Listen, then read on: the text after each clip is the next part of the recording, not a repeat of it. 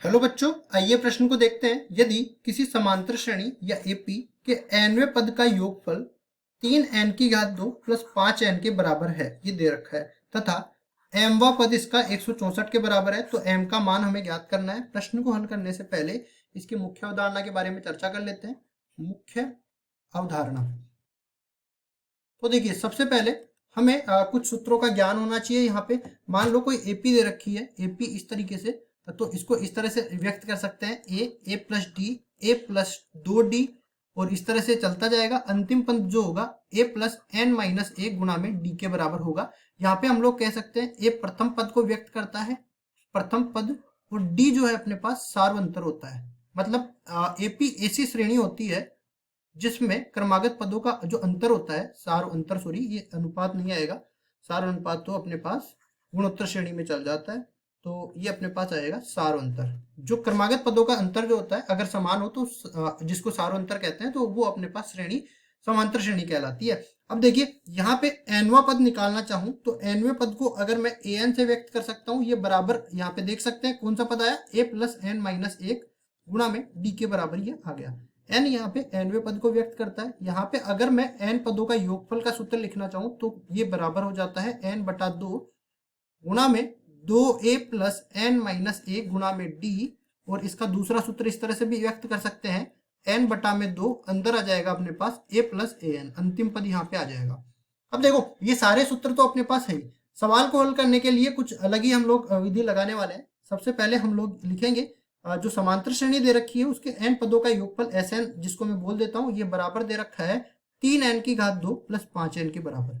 अब देखिए यहाँ पे अगर मैं Sn का मतलब ये है कि n पदों का योगफल, अगर मैं n पदों के योगफल में से n माइनस 1 पदों का योगफल घटा दूं तो यहां से अपने को nवां पद शेष मिल जाएगा। ठीक है, जिसे मैं बोलूं कि अपने पास 5 पद है, 5 पदों का योगफल अपने को दे रखा है और 4 पदों का योगफल दे रखा है, तो 5 पदों के योगफल में से अगर मैं 4 पदों का योगफल घटा दूंगा तो 5वां पद तो शेष रह ही जाएगा ना। तो इस तरह से हम लोग इसको निकाल सकते हैं। तो देखो an हम लोग निकालेंगे यहाँ से 3n स्क्वायर प्लस 5n, ये तो आ गया Sn, और यहाँ से इसमें से घटा देंगे हम लोग Sn माइनस 1, मतलब n की जगह हम लोग n माइनस 1 रखेंगे, तो ये बन जाएगा 3n माइनस 1 का वर्ग, और ये बनेगा 5n माइनस 1। इसको आगे हल करते हैं तो ये अपने पास इस तरह से बनने वाला है। देखिए an बराबर हो जाएगा 3n स्क्वायर प्लस 5n, और यहाँ पे सर्वसमीका लगेगी तो ये खुलेगा, देखो 3 और अंदर ये बन जाएगा, माइनस अंदर गुणा हो गया ना, ये बनेगा अपने पास n स्क्वायर माइनस में 2n प्लस में 1, और ये माइनस इससे गुणा होगा तो ये भी माइनस बन जाएगा। तो यहाँ पे देखिए 5 गुणा में n माइनस 1। आगे इसको हल करते हैं तो देखिए an अपने पास बराबर हो जाएगा 3n स्क्वायर प्लस 5n, और ये माइनस अंदर गुणा होने वाला है, तो यहाँ से देखिए minus 3n square plus 6n minus 3, तो ये बनेगा minus 3n square plus 6n minus में 3, और इसी तरह ये अंदर गुणा होगा तो माइनस 5n प्लस 5 बन जाएगा, तो ये बनेगा माइनस में 5n प्लस 5। इसको आगे और सरल कर लेते हैं, तो जो कट रहा है उसको काट देते हैं। देखो 3n स्क्वायर से 3n स्क्वायर कट गया, 5n से ये 5n कट गया, यहाँ से बचेगा एक तो 6n, और ये 5 माइनस 3 2 बच जाएगा, ये बच गया an, मतलब nवां पद। अब हमें mवां पद दे रखा है तो n की जगह अगर m रख दूं तो mवां पद बन जाएगा।